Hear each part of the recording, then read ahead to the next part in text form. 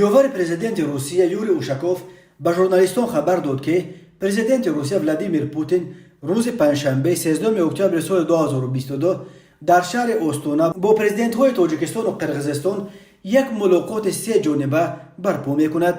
توجه اساسا به وضع در مرز قرقیزستان با تاجیکستان روانه خواهد شد. ما هر سر چند وقت شدت گرفتن وضع در این مرز را با تشویش قبول میکنیم. اقتباس آورده است از سخنان نماینده رسمی کرمل خبرگزاری روسی تاس.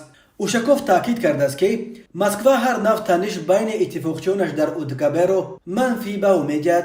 ما برینیم هر نوع چنین مناقشه یا تنش را بدخوان میتوانند برای بازم بیشتر به هم زدن وضع در این منطقه استفاده کنند. ما طرفدار فقط با راه سیاسی و دیپلماتی حل کردن مشکلاتیم، اصرار داشت یوور پوتین. یوری اوشاکوف افزود که روسیه آماده است به هر صورت برای بشکک و دوشنبه مقبول از جمله در روند تعیین و علامتگذاری مرزی بین تاجیکستان و قرقیزستان میان روی کند. او گفت روسیه در مثال تشخیص مرزهاش با قزاقستان در این بابت تجربه خوب دارد. یوور پوتین گفت که او در آستانه با همتایان قرقیز و تاجیکش پیشنهاد خواهد کرد که در آینده مشورت‌های گروه‌های کاری پیرامون مسائل مرزی نیز به صورت سه جانبه با اشتراک روسیه دایر کرده شوند. او گفت روسیه همیشه تیار است که به این روند فعالانه بپیوندد. این پیشنهاد عملا معنای باعث میان رفت به بحث‌های مرزی تاجیکستان و قرقیزستان همراه شدن روسیه است، چیزی که مسکو چند سال باز پیشنهاد میکند. پیشنهاد میانروی روسیه برای حل مسائل مرزی تاجیکستان و قرقیزستان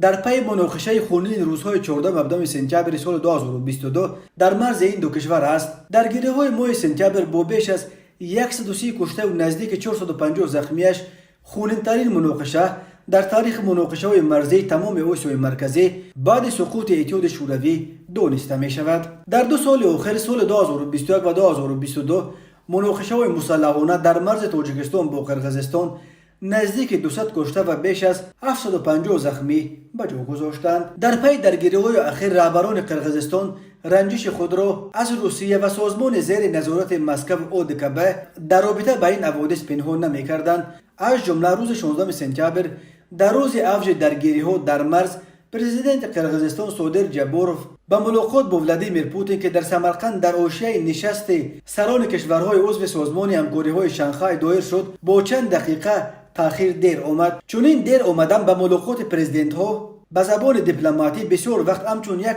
حیله یا وسیله برای نمایش آزردگی یک جانب از جانب دیگر استفاده می شود. روز 2 اکتبر باشد قرقیزستان از برگزاری مشق‌های حربی سازمان پیمان امنیت دستجمعی در قلمرو خود دست کشید. این مشق‌ها باید از 2 تا 14 اکتبر صورت می گرفتند.